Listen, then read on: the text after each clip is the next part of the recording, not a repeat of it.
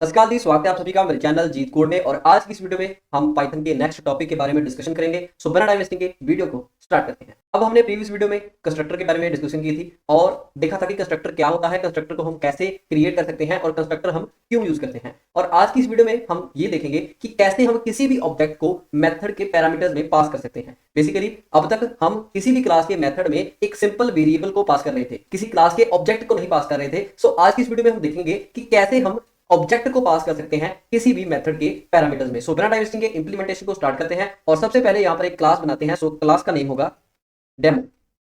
ये मैंने एक डेमो नाम की क्लास बना ली है और इसमें मैं एक इंस्टेंस वेरिएबल बना लूंगा। और ये जो हम छोटा सा प्रोग्राम राइट करने जा रहे हैं, ये ऑब्जेक्ट की वैल्यू इक्वल है या नहीं ये हमें बताएगा। ठीक है, सो यहां पर मैं इस इंस्टेंस वेरिएबल की इनिशियलाइजेशन कर दूंगा, जिसकी मैंने वैल्यू 0 इनिशियलाइज कर दी है। तो अब हम यहाँ पर एक कंस्ट्रक्टर बनाएंगे। और अगर आपको कंस्ट्रक्टर के बारे में नहीं पता तो मैंने प्रीवियस वीडियो में इसके बारे में डिस्कशन की है, तो आप उस वीडियो को रेफर कर सकते हैं।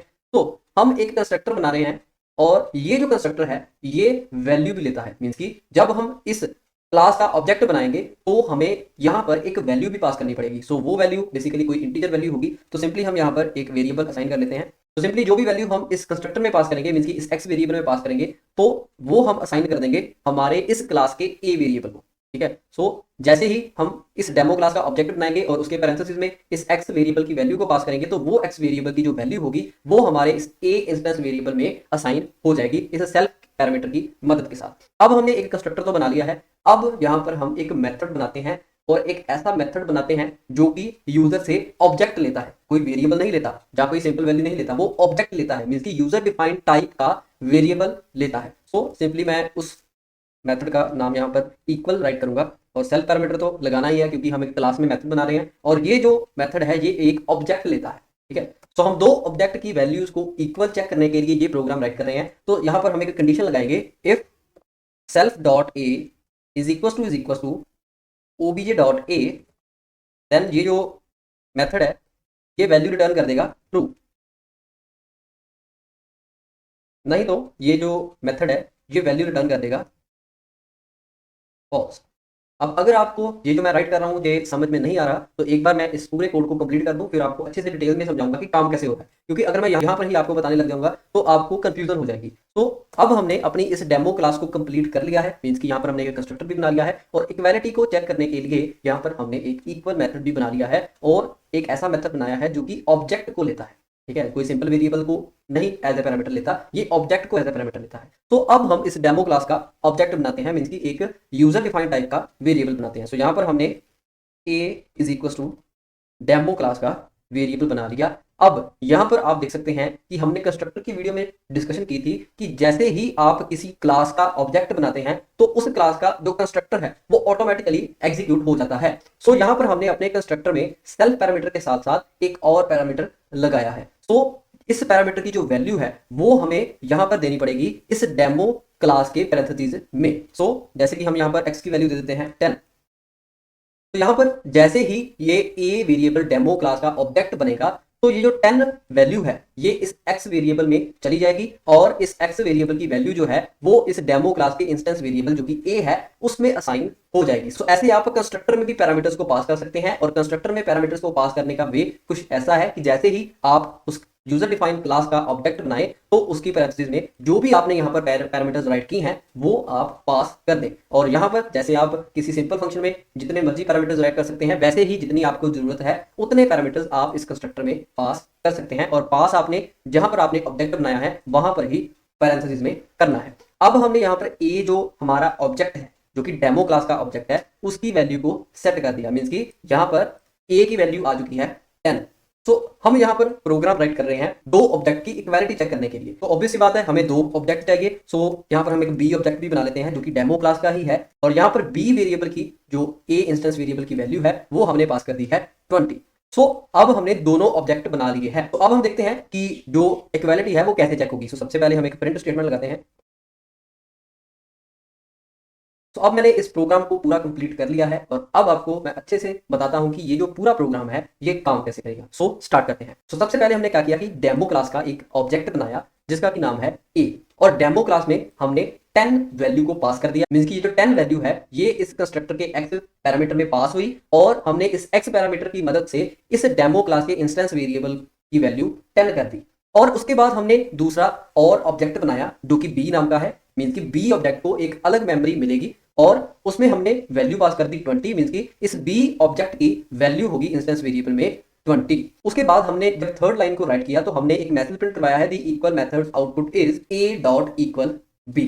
अब यहां पर हमने इस इक्वल मेथड को कॉल की है और यही आपको समझने की जरूरत है कि कैसे ये कॉल हुई है। तो सबसे पहले हमने इस इक्वल मेथड को कॉल की है ए ऑब्जेक्ट के थ्रू, मींस कि हमने ए ऑब्जेक्ट के थ्रू इस इक्वल मेथड को कॉल की है और इसके पैरेंथेसिस में हमने बी मींस कि बी ऑब्जेक्ट को पास करवाया है। और यहां पर आप देख सकते हैं कि जो इक्वल मेथड है वो ऑब्जेक्ट ही यूजर से लेता है। तो जहां पर सबसे पहले जब ए की मदद से हमने इक्वल को कॉल की तो ये काम कैसे करेगा कि ए की वैल्यू है 10, मींस कि ए जो हमारा ऑब्जेक्ट है उसके इंस्टेंस वेरिएबल में वैल्यू है 10। मैं यहां पर राइट भी कर देता हूं कि ए object value is 10।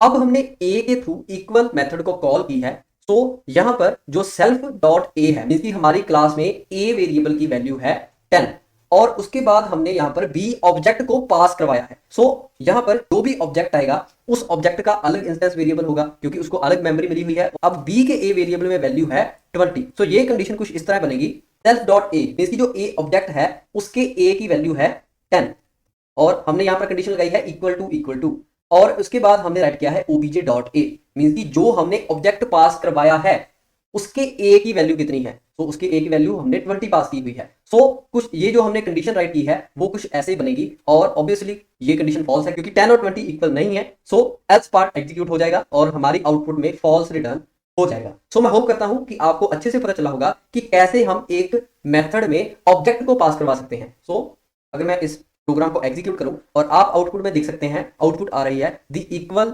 Method output is false. So अगर मैं यहां पर इक्वल वैल्यू राइट कर दूं मींस कि ऑब्जेक्ट बी की भी वैल्यू 10 कर दूं और ऑब्जेक्ट ए की भी वैल्यू 10 कर दूं और अब अगर मैं इसको एग्जीक्यूट करूं तो आप देख सकते हैं the equal method output is true आ चुका है। और ऐसा नहीं है कि आपने ए के साथ ही इस इक्वल मेथड को कॉल करनी है क्योंकि जो हमारे दोनों ऑब्जेक्ट हैं वो सेम ही क्लास के हैं मींस कि डेमो क्लास के ही हैं। तो आप यहां पर बी से भी इक्वल मेथड को कॉल कर सकते हैं और इसकी पैरेंथेसिस में ए ऑब्जेक्ट को पास करवा सकते हैं। सो जैसे ही आप ऐसा भी करेंगे तो आपके पास जो आउटपुट है वो सेम ही आएगी। सो अगर आप यहाँ पर बी की वैल्यू को चेंज कर देते हैं मींस कि अब क्या होगा कि हमने इस इक्वल मेथड को कॉल की है बी के थ्रू। सो अब जो सेल्फ डॉट ए की वैल्यू होगी वो हो जाएगी 20 क्योंकि हमने जब बी ऑब्जेक्ट को बनाया है तो उसके पैरेंथेसिस में हमने वैल्यू पास की है 20 और इक्वल के पैरामीटर्स में एक नया ऑब्जेक्ट है और उस ऑब्जेक्ट की वैल्यू अब हो जाएगी 10 क्योंकि हमने ए को पास करवाया है और ए की वैल्यू हमने यहाँ पर पास की है 10। और जब हम इसको एग्जीक्यूट करेंगे तो आप देख सकते हैं the equal method output is false, output हमें मिल चुकी है। तो कुछ इस तरीके से आप ऐसे किसी भी ऑब्जेक्ट को क्लास के मेथड में पास कर सकते हैं। मैं होप करता हूं कि आपको अच्छे से पता चला होगा कि कैसे आप किसी ऑब्जेक्ट को किसी भी क्लास के मेथड में पास कर सकते हैं और उस ऑब्जेक्ट के साथ ऑपरेशंस कर सकते हैं। और अब हम एक छोटे से टॉपिक को और डिस्कस कर लेते हैं और उस टॉपिक का नाम है डिस्ट्रक्टर। अब हमने कंस्ट्रक्टर के बारे में भी बात की थी और कंस्ट्रक्टर के साथ ही हमारे पास डिस्ट्रक्टर भी आता है। तो डिस्ट्रक्टर बेसिकली इतना इंपॉर्टेंट नहीं है लेकिन कंसेप्ट है और आपको पता भी होना चाहिए कि डिस्ट्रक्टर होता क्या है, इसीलिए हम इसको आज डिस्कस करते हैं। सो जैसे ही हमने ए और बी दोनों ऑब्जेक्ट बनाए डेमो क्लास के तो ये दोनों अलग अलग ऑब्जेक्ट हैं और इस कंस्ट्रक्टर की मदद से ए और बी को अलग अलग मेमोरी मिल गई। अब जो कंस्ट्रक्टर है वो बेसिकली इनिशियलाइजर होता है, हमने प्रीवियस वीडियो में भी बात की थी। तो कंस्ट्रक्टर के बिल्कुल ऑपोजिट जो डिस्ट्रक्टर होता है वो बेसिकली मेमोरी को रिलीज करने के लिए हम यूज करते हैं। अब डिस्ट्रक्टर इतना इंपॉर्टेंट क्यों नहीं है इसके बारे में बात करते हैं। सो पाइथन में बेसिकली पहले से ही एक हमारे पास कंसेप्ट आता है गार्बेज कलेक्टर का और जो गार्बेज कलेक्टर होता है वो ऑटोमेटिकली ही जो ऑब्जेक्ट डिस्ट्रॉय हो जाते हैं उनके मेमोरी को रिलीज करता रहता है। सो इसीलिए हमें डिस्ट्रक्टर की इतनी जरूरत नहीं पड़ती, लेकिन ये कंसेप्ट है आपको इसके बारे में पता होना चाहिए और इसको यूज कैसे करते हैं उसके बारे में भी अब हम डिस्कस करते हैं। सो इसको यूज हम तब करते हैं जब हमें लगे कि हमारे ऑब्जेक्ट का जो काम है वो कंप्लीट हो चुका है और हम इस ऑब्जेक्ट की मेमोरी को रिलीज करना चाहते हैं। सो